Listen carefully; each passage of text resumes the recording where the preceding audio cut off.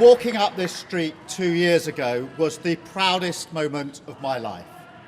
A new Labour government, the first in 14 years.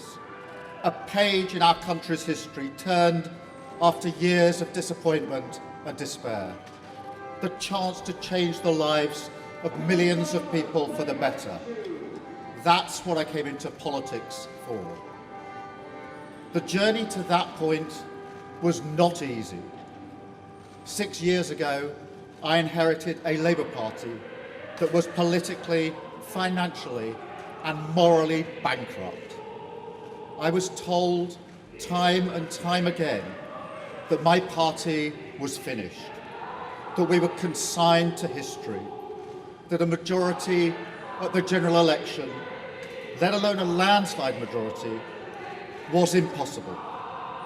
But we proved those people wrong, because we changed our party, ripping out the poison of anti-Semitism, restoring trust on the economy, defence and national security, and becoming a party that once again stood proudly with, not against, our national flag.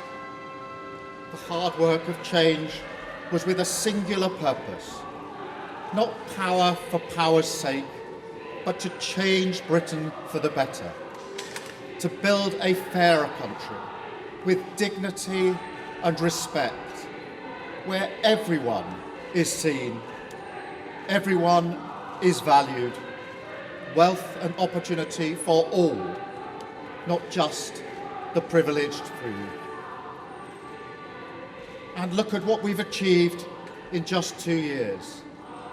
An economy that is stronger, growing faster than our peers, wages rising faster than inflation in every single month since we came to power, investment secured, infrastructure being built, an end to austerity with the fastest fall in NHS waiting lists for 17 years, the biggest improvement in rights for workers and renters in a generation, the biggest uplift in defence spending since the Cold War, small boat crossings falling, asylum hotels closing, protecting young people from social media, and 500,000 children being lifted out of poverty because of the choices that I made.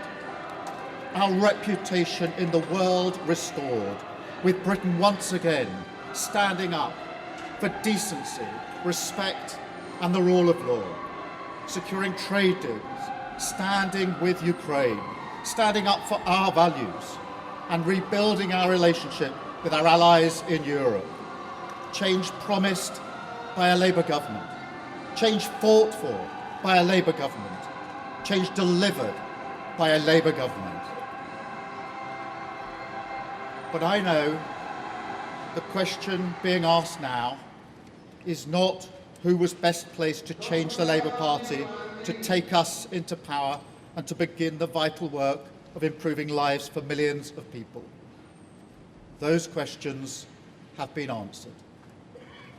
The question my party is asking now is whether I am best placed to lead us into the next general election. I have heard the answer of my parliamentary party to that question, and I accept that answer with good grace.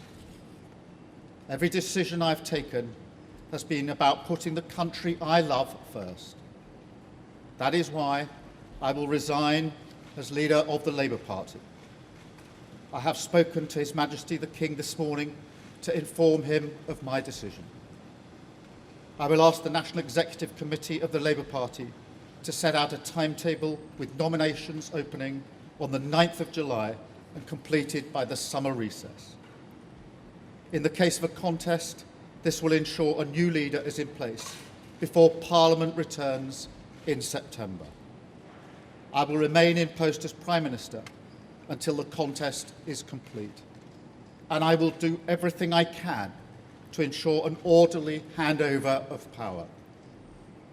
I will also give my successor my full and unequivocal support, knowing that they will inherit a Britain that is far stronger and fairer than the one I inherited 2 years ago, better prepared for the challenges ahead, and better able to ensure the Labour Party secures a second term in office.